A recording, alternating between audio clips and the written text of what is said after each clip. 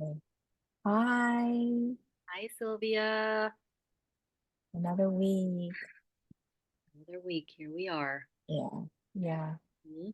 I love you and your coziness. Thank you. It's what you got me, Uh-huh. and I'm really loving it. Very well. Mm-hmm. I feel so snuggled, Mm. warm. Aw.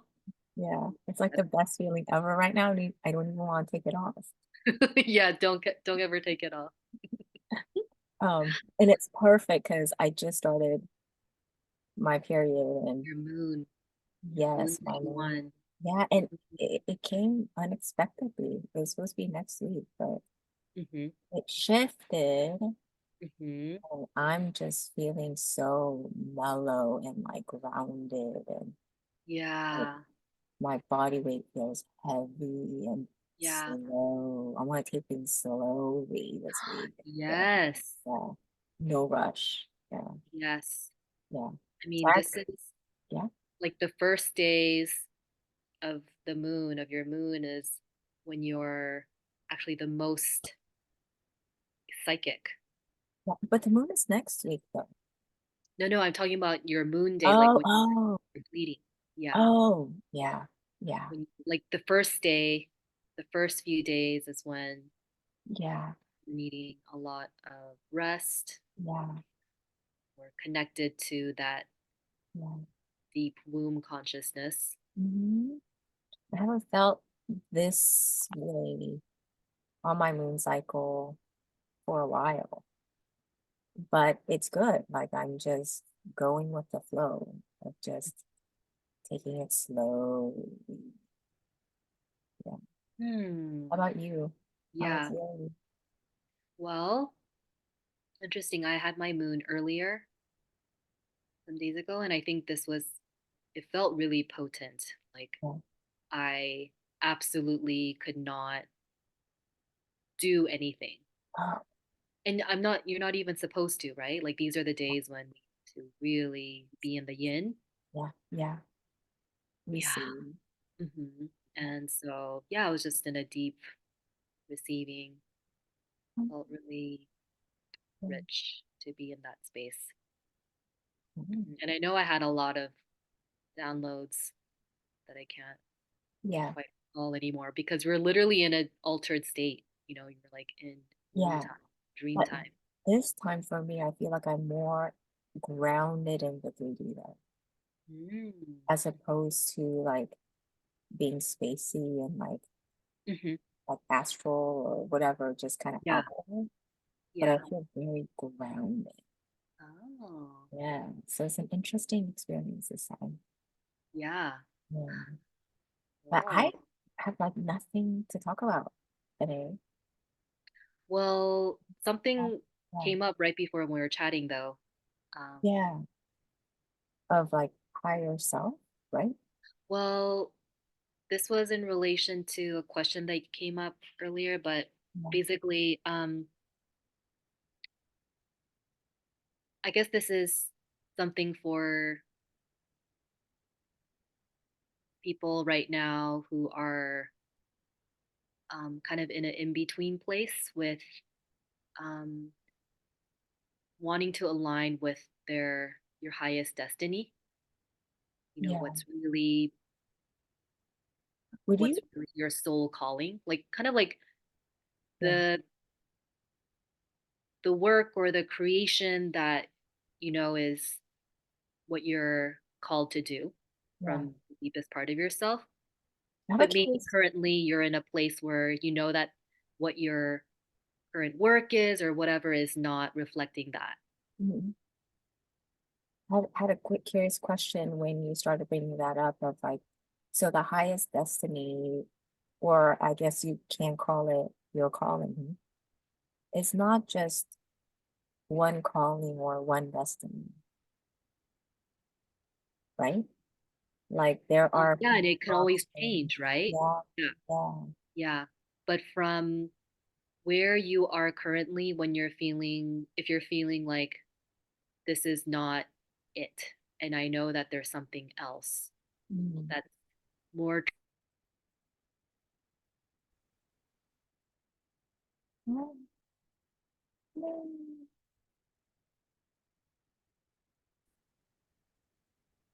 Yeah, Oh, there you go. You yeah, said it got cut off when you said this is more of when you don't know, you're in a place where you know you don't, this is not your calling. yeah. And And you then know that there's something else, but you're not quite sure what it is yet. okay, okay. Yeah. And since I know that we both went through that journey before we came into our work and calling as shadow integration guides. Mm-hmm. Mm-hmm. Um, yeah, I thought maybe we could just talk about that, what it That's was very like for good. you, Yeah. before you knew that this was your calling. Yeah. And of course, we have a lot of different kinds of callings in our life and in Mm-hmm. different phases of our lives, but Mm-hmm. just for someone who's in that in between place. Yeah. Yeah. Oh, this is exciting. Okay. Yeah. So, I And mean, I know before Sylvia used to be, in a completely different profession. mm-hmm. Mm-hmm. And I do believe that was my calling too. Yeah. And it still may be, and it's still up in the air. It's just in this very moment, though, I know where I'm at currently is also my calling. And I'm like wondering, I'm surrendered to like, oh, am I gonna combine these two together or Right. not? But I'm like in that surrender place of if it happens, great. If it doesn't, okay. So I don't know. Maybe it's something that I need to decide on this year. Who knows? Mhm. Yeah. So, do you Um, want to? Yeah, because before I used to yeah. work as a preschool teacher, The school working with educator. kids. Yeah. And I know that has been my calling. Like I knew from like a very young age that I really love being around children. So in that area of working with like young children, I always knew. I just didn't know which area I wanted to work with, like which field of education. So then I thought, okay, I listened to, oh, at that time, my mom, she was, I think you would make a good elementary school teacher. So I went that direction, studying for that, but it wasn't my thing. I didn't really find joy in that. But then I decided, well, in high school, I had my second job as being an assistant to a preschool educator as like a part-time job, and I loved it. I mean, I absolutely loved it. And a child life specialist working in children's hospital in the children's playroom. I loved it. And I just, and then I knew, okay, it's this, but it's not really academics or it's not working with children in that area.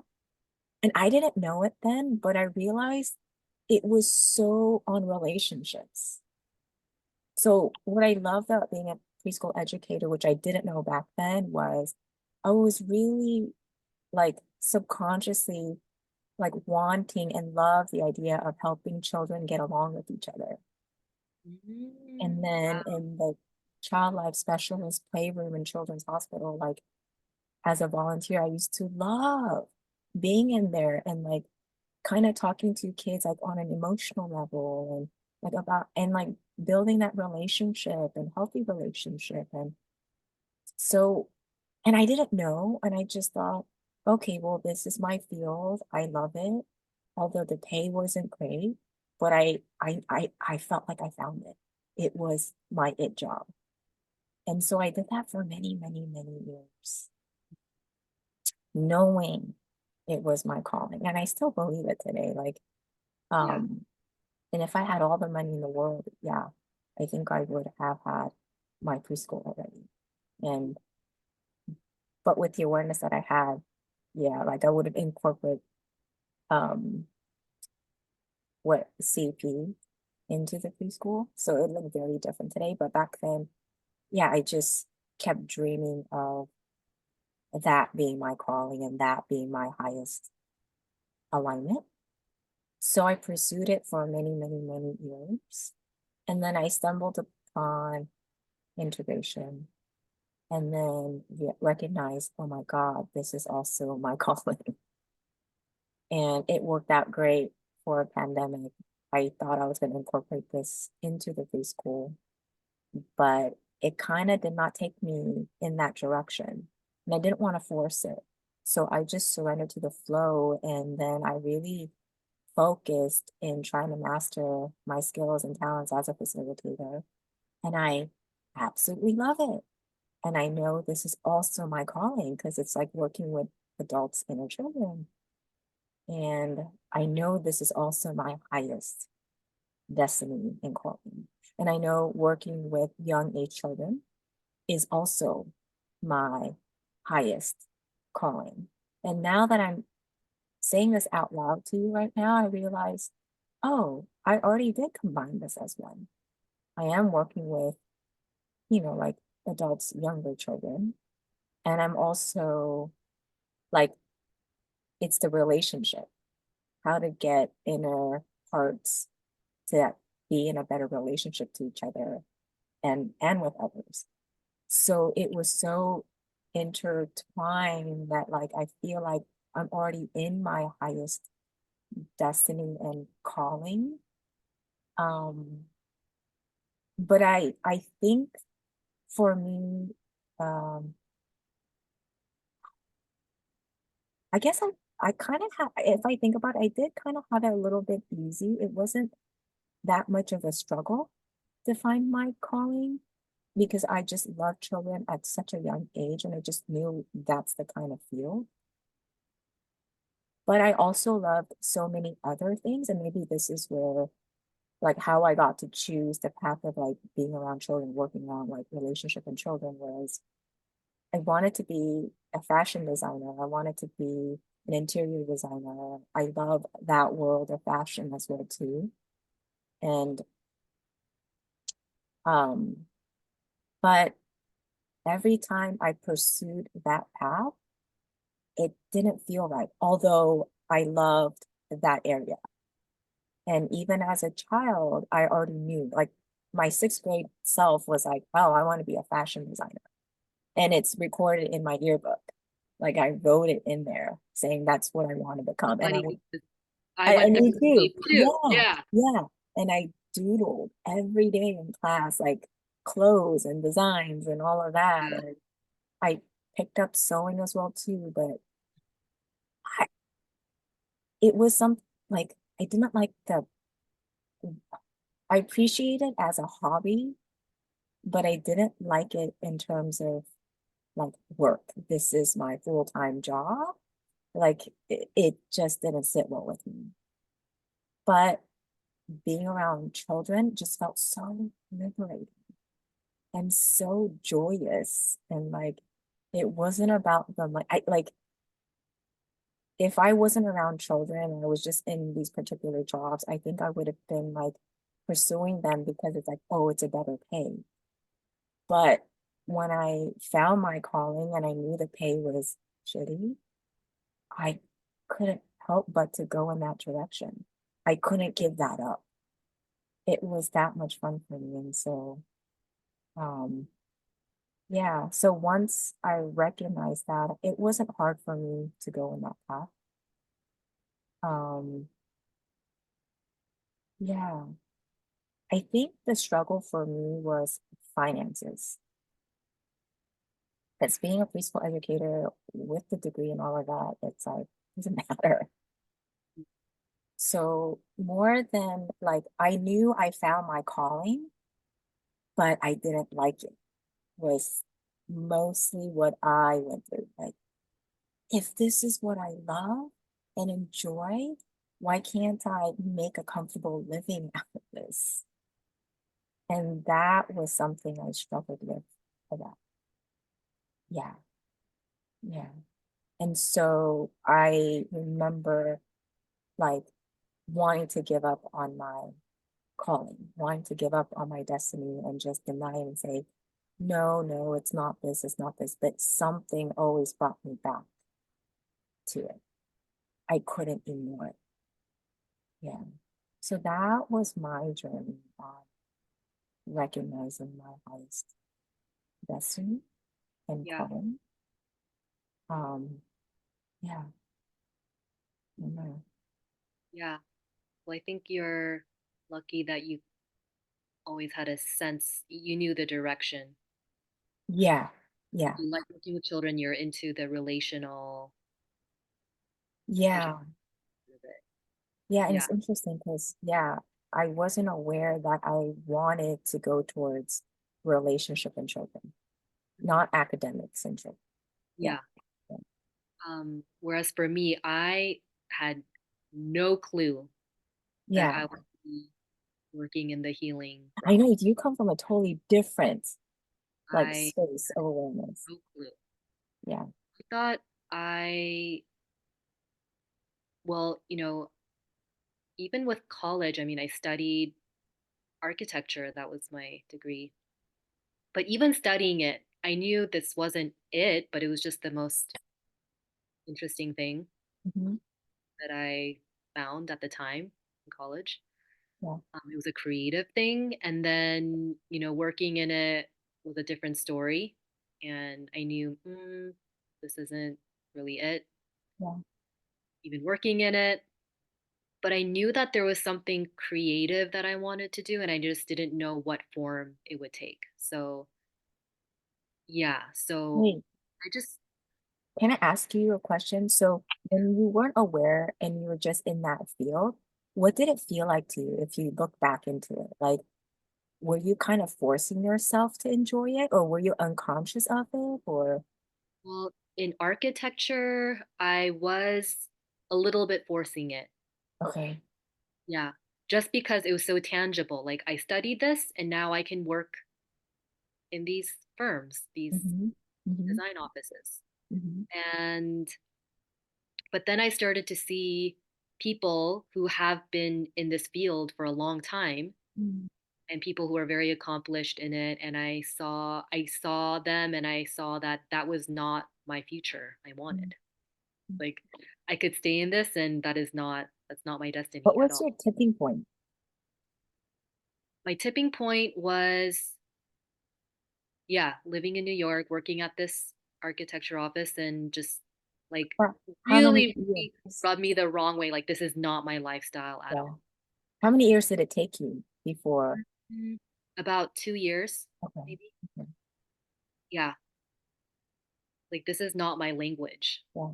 Okay. My How did creativity you does not translate into buildings. how did Or you it didn't so recognize? at the time. Yeah. How did I recognize that? Yeah. Because I was unhappy. Oh, so you're becoming more unhappy. Yeah. Okay. Okay. And I always, and then I, and this kind of inferiority feeling of people who are really into it. And there's a certain language and culture that I just felt not, it wasn't my language and culture. Mm, So I also felt inferior in that reality too. Like this is not my jam. This is not where I'm getting my kicks. And so I left in search of pursuing something that's more true to me, and that was another whole then journey after that. Like, okay, so what medium will my creativity, like what form will my creativity take?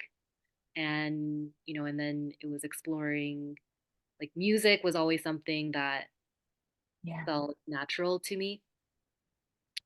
So there was music and there was like visual arts and illustration. And I think living in Germany then and in Berlin, now looking back, I see how there was this, language block because I didn't speak German. So I can see why there I got more into the visual realm because I wasn't speaking or Yeah. able to express so much verbally. So that's where I got into like illustration and like animation. and it was, enjoyable for a time, but after a while, even that, I'm like, this is not hitting, Yeah. it's not quite, this isn't my thing either. Yeah. I mean, I like it, Yeah. but it wasn't like bursting out of bed in the morning because I'm so excited about Yeah. animating this thing. Wait, I want to ask you a question though. When you became aware of that, so now you're in the architecture firm and now you're in this illustrating like experience. And then it's like the second time you're feeling, oh, this is not it for me. Yeah, Did it get you kind of sad? Like, yeah, yeah, because it's like the second time now. yeah. And I'm like, who am I? What do I like? What was that like? Tortured. I was Not knowing that. frustrating. I was in such a long state of not knowing, like, oh, is this? And I just felt like, am I just in? Is it impossible for me to just commit to something? Mm. Oh, so blaming I it. thought there was something wrong with me for like, do I have ADHD, like ADD? I'm interested in so many different things at the same time.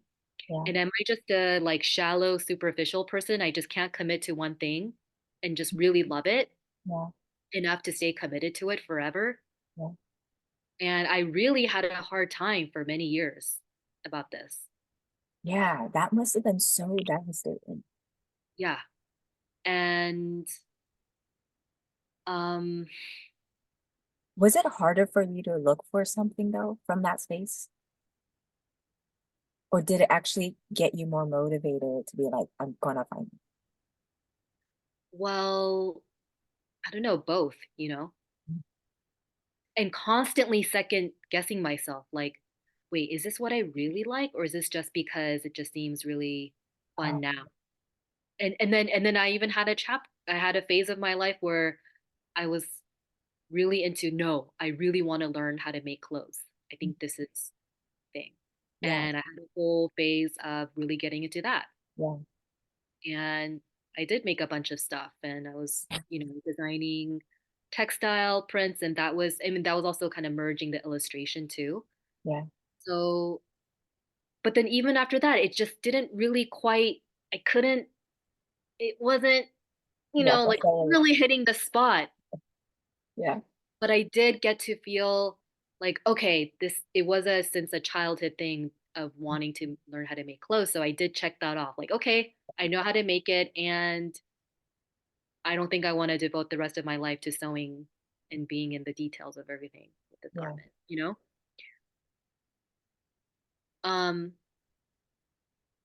yeah, but I feel like but the turning point through all these years of agony of feeling ADD, ADHD and just trying different things and feeling like, who am I? What am I into?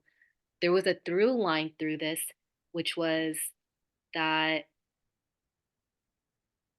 um, I was like connecting a lot to the energy of block and frustration. And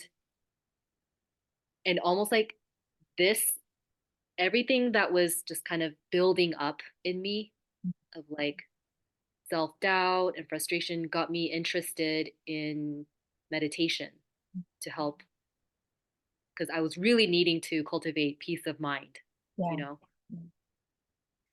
and also simultaneously, going having really challenging relationship and really blocked throat chakra and all these just visibility, shame, self-worth, like yes, all this stuff, like shame, yeah, all these like health issues coming up. And then somewhere I just, in that time, I realized, oh my God, you know what?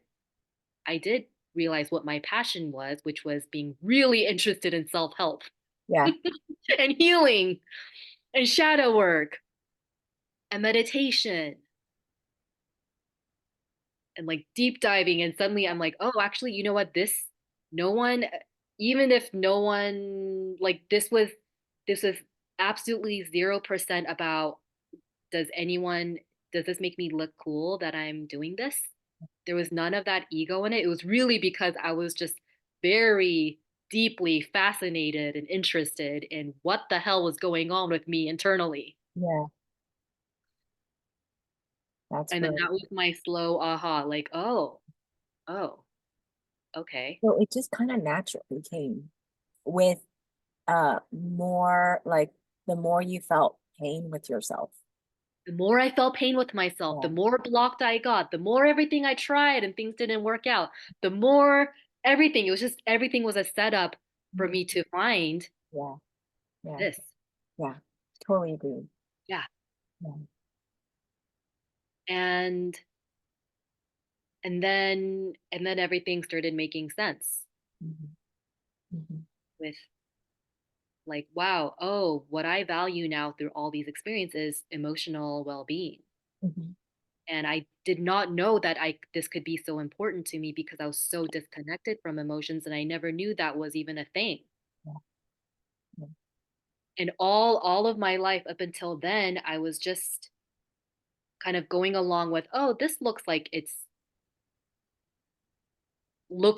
a good thing from the outside. I mean, there was some truth to it. Yeah, I was channeling my creativity, but I just feel like there's so much, my hangouts were so much about how this would look and will people like it? Yeah.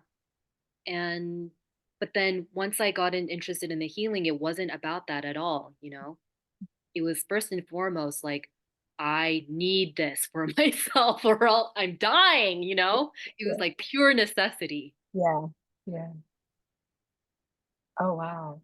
Um, so it like it almost feels like metaphorically like you walked into a boutique store Yeah. and you're like, oh, I'm looking for this like certain outfit or whatnot. Yeah. And then Does this out of the work? blue, Yeah. all the way in the back, you find something that was so not what you were thinking of, but it was so it. And I feel like you kind of stumbled upon it without really knowing. And likewise for me too, although it was a little different, but yeah, getting to a point where it's like, what the hell is going on? Everything was falling apart. Yeah. And then this just kind of just came Yeah. through. Incredible. Also, like seeing how every place that I worked, with my work, my Mhm. job, um, I really realized I don't feel good in these very masculine, competitive, time crunch, like deadline Yeah, environments. yeah, It was familiar to me, and also from being in school, and it is a lot of that. You gotta. There's always some kind of thing you have to make for a deadline, and all of that, and I remember having an epiphany once, like being in a meditation or yoga class and just being like, these are the spaces I want to be in more, yeah. not the other like office places, but I want to have more of this in my life. And I remember thinking that in a yoga class. Oh, I like being in healing spaces yeah, and just noticing my body, my mind feels good in healing spaces, and I so want I want more of this in my yeah. life. So it was not until you actually got to experience it for you to know, oh yeah, that's the feeling state I like to be more in. Yeah, even when I had that realization, I wasn't totally knowing that I would be doing this for my Hmm. work. Hmm. But, these were like little pings I was getting. Yeah, yeah, Like less of that stress environment and yeah. more of this, Mm. where I can just breathe and everyone's here to, Yeah, um, you know, be in the yin together. yeah. And And if there's a class like this, such as a meditation class, you could possibly be a part of this somehow, yeah, feeling this way more so than the yeah. opposite. So I guess in the journey, it was like there was all these little clues I was getting based on paying attention to how I felt. Like, oh, I feel relaxed here. I feel safe here. This is Mhm. good. I want more of this. Mhm. But I knew that in contrast to other places where I'm like, oh my God, you know, Yeah. I have to perform and I have to be on time with like this Yeah. deadline and all that stress, Yeah. and just being like, okay, I don't, less of that. Interesting. So you experienced, I don't like this environment. I don't get any of it here. And then you found like a different space that holds that feeling state that you enjoy more. And then that led you to finding and discovering shadow work. And then, yeah, delving yourself more into that area. The more and more kind of Yeah. going to this direction of like Yeah. healing spaces. Yeah. Mm. For me, mine was, I was in it. I was in my, like, oh my God, this is it. But everything about it was so triggering. And Mm, that was the pain I kept re-experiencing. It didn't matter where I went, whether it was a good neighborhood, an inner city neighborhood, or just you name it in between. It's like, what is going on? I know I'm in my calling. yeah. It's bad. What was Why? bad about it? Um, and subconsciously, I was more about relationship, helping children get along with each other and all that. But it was so not like that. It was so not, it was the corporate world. So a preschool, you don't need preschool to open up a preschool. It's basically you open it up through a business entity, like it's considered a business.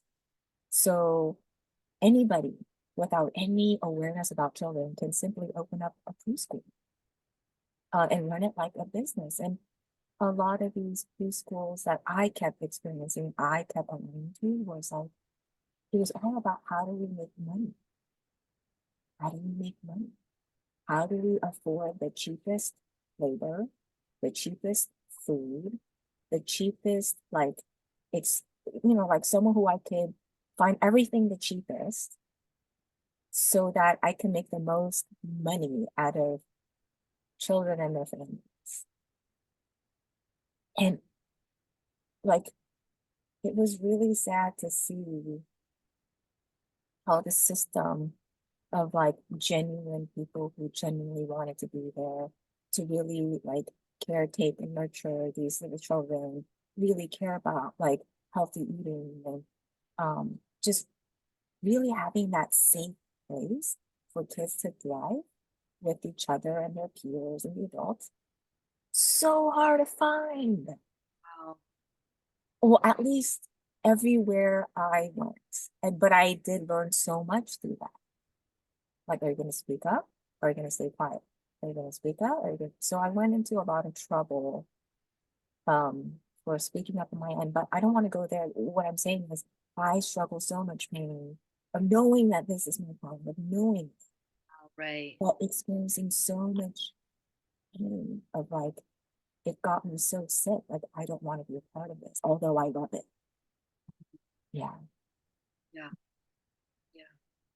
And then somehow everything else following also in my life, relationship went on and it just gradually led me like, what am I doing?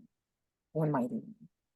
Like, how am I gonna live the rest of my life? And I just like wanted answers. And that's how I naturally found shadow work and all of this. And it was just mind blowing. Mm, yeah. Yeah. So that's So, how I got here. what I'm hearing in both of us is that like it's the moment where in the place of like this is so not working. Something about this is not working, and it's these kind of dark periods of not knowing and feeling a lot of maybe confusion and despair. Mhm. It's actually a very magical time because yeah, it's like literally there is a pivot happening there Mhm. and it causes you to seek different ways.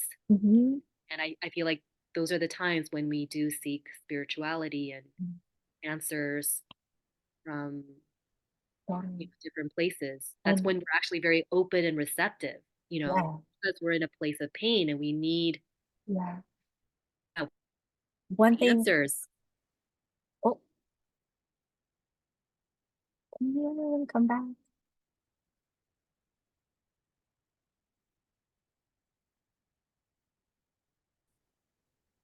Oh, there. You're back. Uh-huh.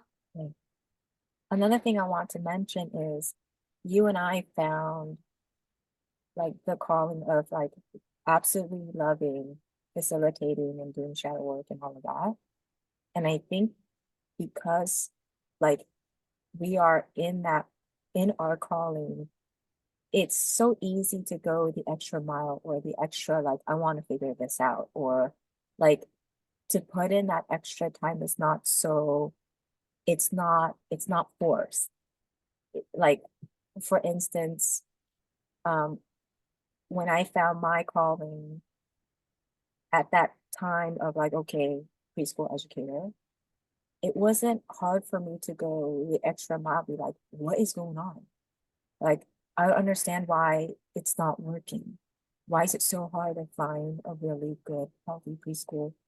And then it just naturally wants you to figure this out and to solve it. And then you find all these areas of, oh my God, this is why it's not working out. And I started to see so many things as to like, oh, this is why it's not working. Oh, this is why it's not working. But if all of this and this and this was here, it would have been the best preschool. And it's so easy. All you have to do is this. And I realized if you're in your highest calling, you just naturally do that. You just naturally like want to think outside the box, want to solve, I don't know, like um go that extra mile without even realizing it's an extra mile.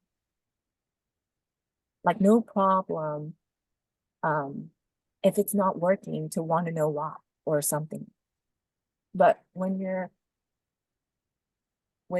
in a space where it doesn't feel like you're calling, it doesn't really make you happy, it doesn't make you go that extra mile and be like genuinely like, hey, like I want to figure this out and make it better. Yeah. Yeah. Mhm. So Yeah. And I think the places where you are most lit up by is also it doesn't feel like work to you mhm, to mhm, learn about it more and, spend yeah, time yeah, because there's a natural sense of like you are receiving so much just by yeah. it's filling your cup. It's Mhm. not depleting you. It's something that replenishes you and gives you deeper meaning and satisfaction. Yeah, and want to do better, genuinely Yeah. like basically upkeeping your place and making it look nice, like if you really like something, you'll take really good care of it. Yeah. You Mhm. just naturally want to take good care of it. Yeah. Yeah. And go that extra mile. Yeah. So, so yeah, Yeah. that's Imagine what it would be like if all of us were in our highest, like destined calling. yeah, and ultimately I think that's what we're meant to Mhm. So we discover. can we would Yeah. all be nicer to each And other. everyone has that and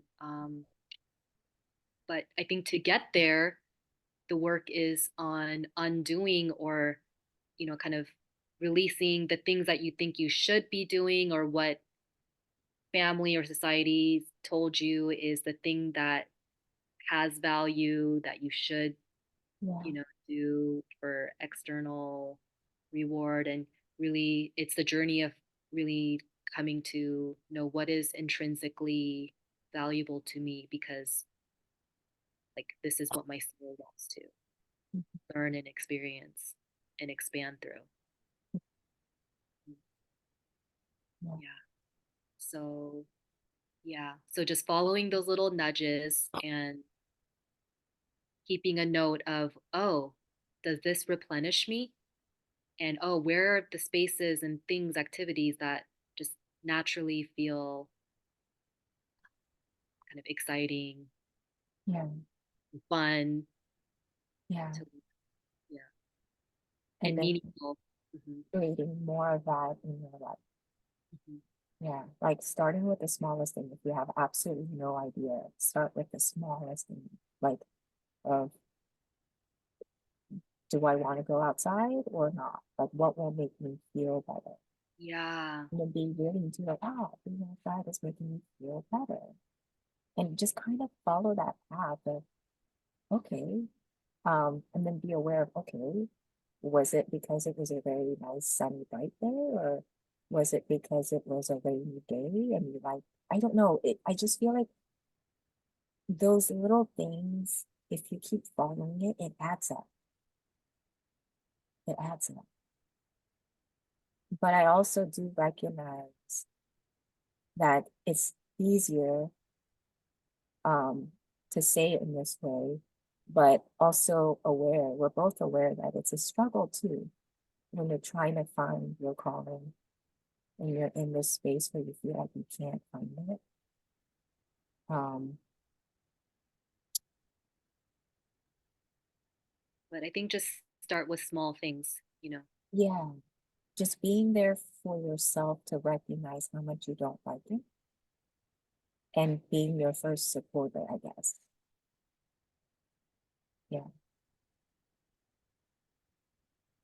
Um, Yeah.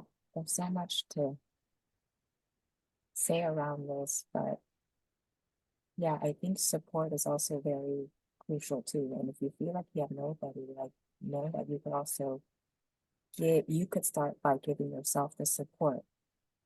And then through that experience, kind of expanding it and finding other people as well too. Yeah. Yeah.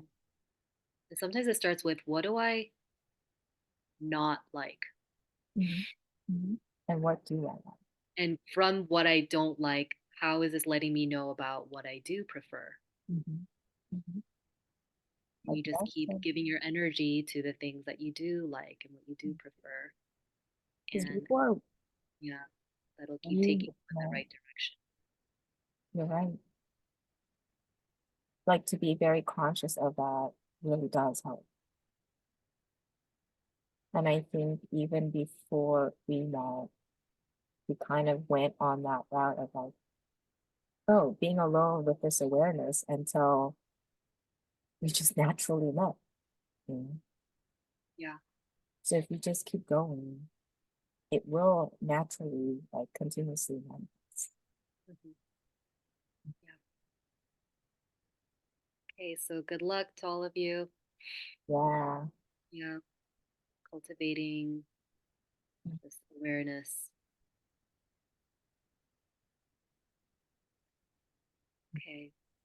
Well, I want to let you rest on this moon day. Yeah. Okay. Okay. Right. Take Oh, care. Okay.